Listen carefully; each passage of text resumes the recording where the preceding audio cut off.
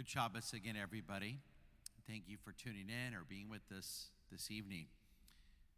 About 18 months ago, my friend, Dr. Shelley Rubenfeld, called me up and said, Brian, I have a perfect scholar for you to bring here to Houston to our congregation.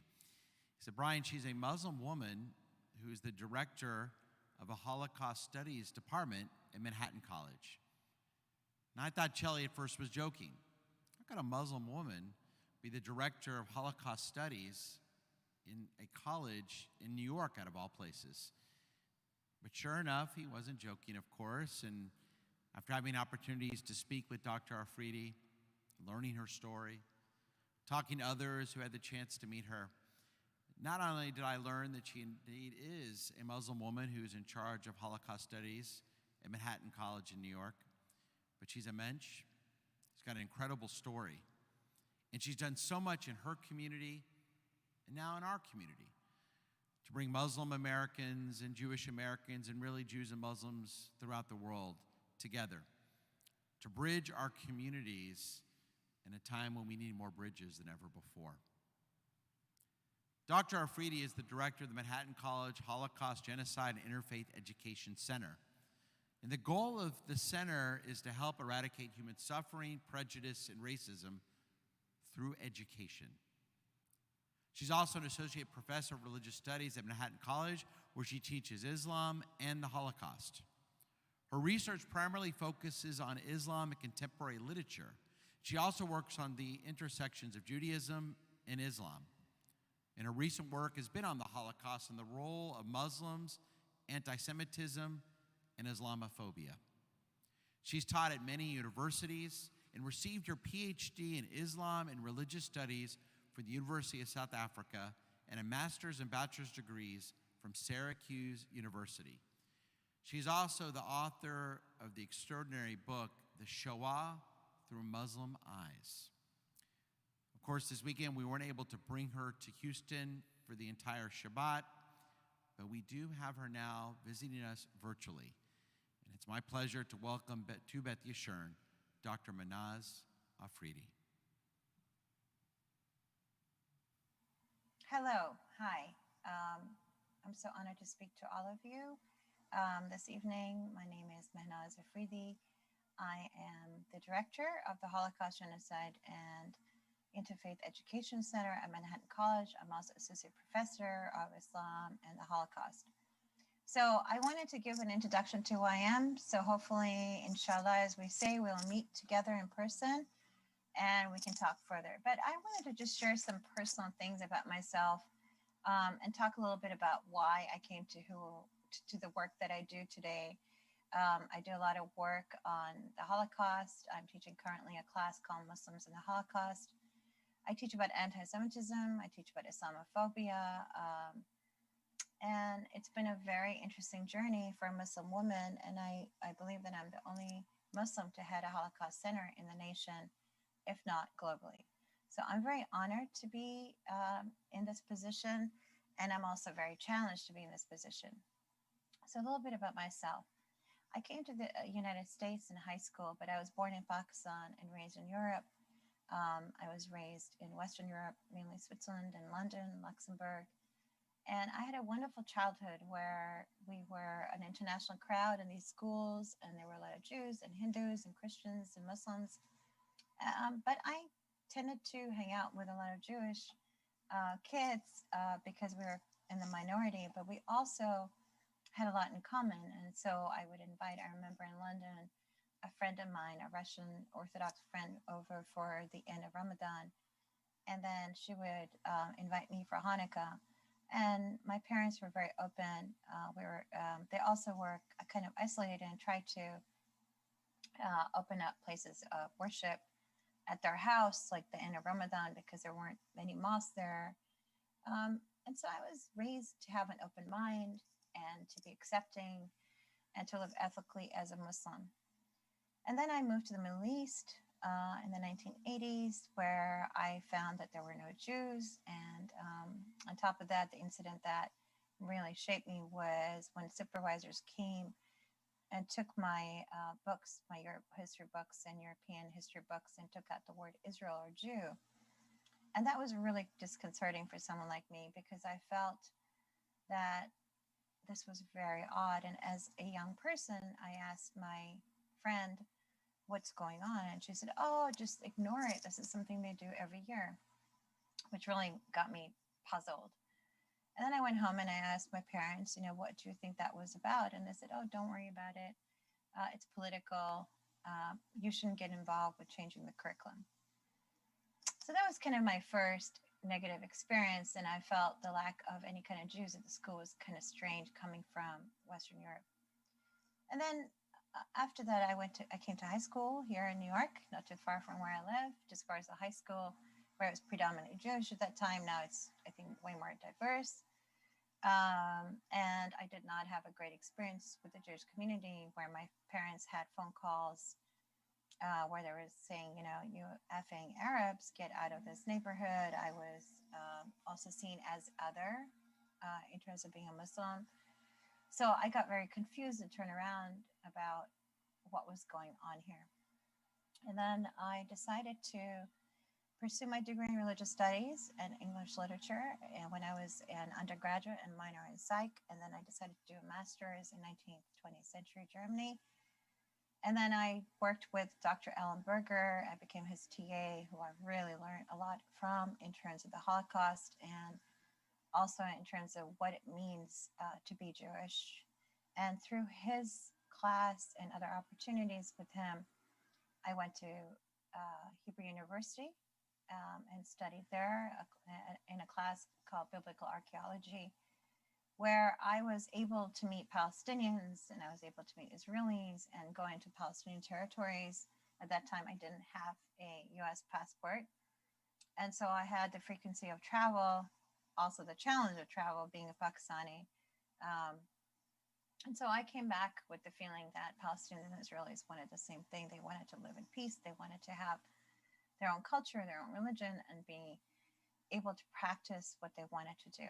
And it just threw me off and put me on this journey of how can I make Jews and Muslims create bridges at a time where they're politically seen as apart. And I knew that historically Jews and Muslims lived together, not ideally always, because there was also anti-Semitism in terms of that. But I really wanted to then interview survivors, because I think that's one of the most important things I've done in my life, and the fact that they were willing to give their time. And what was interesting is that they never had met a Muslim, nor had they any knowledge of what was going on in terms of my particular work, which is in North Africa. And my work is looking at colonization in North Africa under the Vichy government and the different laws that were prescribed for both Jews and Muslims and the Jewish-Muslim relations there. I also do work on looking at rescue stories of Muslims rescuing Jews. And I think those stories and those narratives have been lost. I also look at colonization and why it was such a huge issue for Muslims in the world and how that shaped their thinking about who Jews were. So there's a lot of variety of ways that we need to change our perspective of how we look at one another, how we mythologize one another.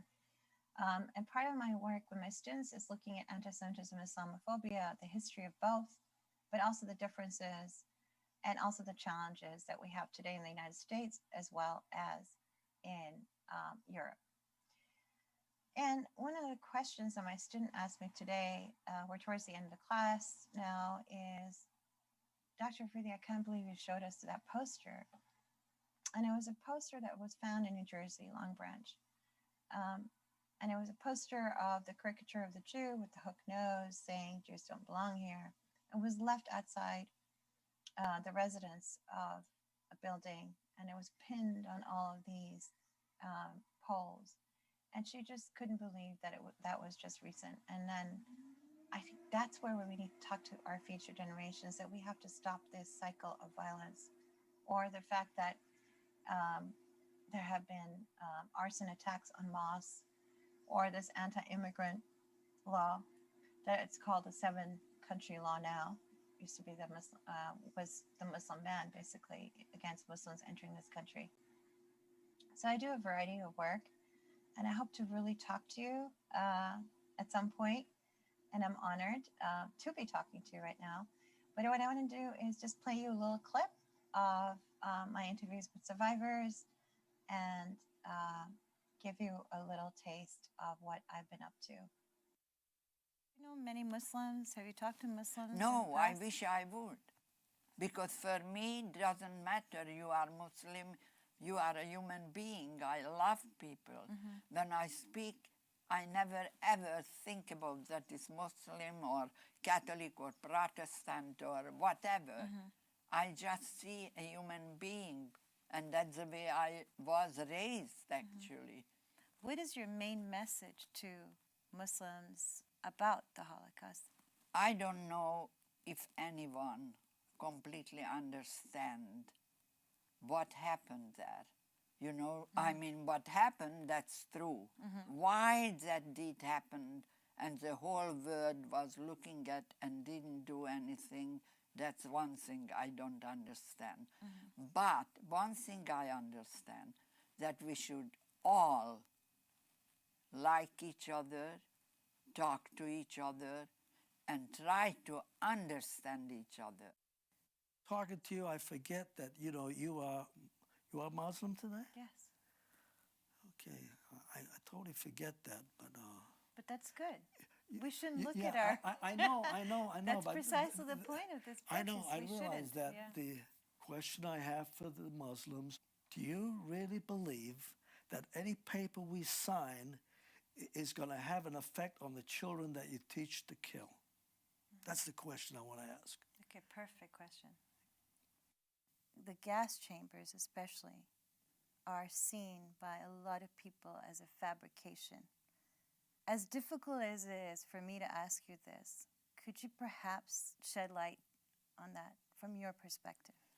Well, you know, only a totally ignorant human being would say today that it didn't happen. I don't have the right to forgive. It's not my job to forgive. God is the only one that can forgive. I only have to remember and be aware all the time of what can happen. So, you know, I try to do my job. Okay.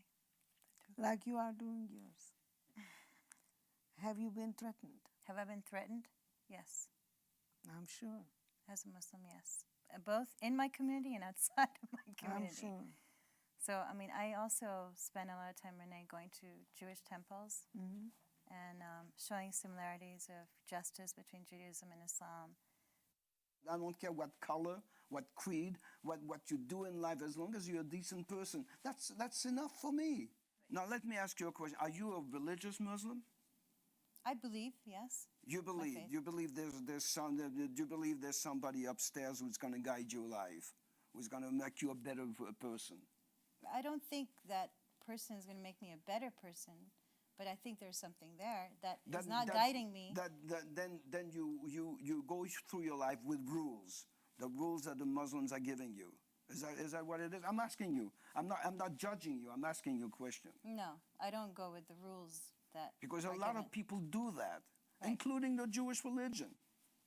If a Muslim is watching, what do you want to say to them? I say, get an education. Learn about life. Don't be in your little sphere only, and just don't see anybody else but yourself. And if you do that, if you get educated, maybe we'll have a better chance in this world. So there's stories that were told during Muhammad's life in the 6th century. Jihad means struggle. Okay. So jihad has several connotations. One is holy war. Not direct translation, but the result is holy war, which means if someone comes to your house and forces you and your family out or kills you, you have the right to defend yourself with struggling against them through jihad. However, it doesn't mean that you kill them. The Holocaust is unique, right? Holocaust was not just in Germany, it was in Poland, it was in Czech, it was in Italy, it was all over, it was in Tunisia. So the whole point of the Holocaust was to exterminate Jews off the face of the earth. I don't care if someone wants to sit there and deny it, they can do it till they're blue in the face. So anyway, so part of my work is I saw teaching and interviewing survivors, and I hope to be able to talk to you very soon. And I wish you well, and I hope you have a great Hanukkah coming up. And I send you all my blessings. Thank you for this opportunity. Goodbye. Thank you, Dr. Afridi. We applaud you for all the good work that you do, for bridging our communities, for bringing more shalom, peace into this world. And we hope to bring you one day here to Houston, to Beth Yeshurun, to learn from you and to share and to see the great work that you're doing. Thank you, Dr. Afridi.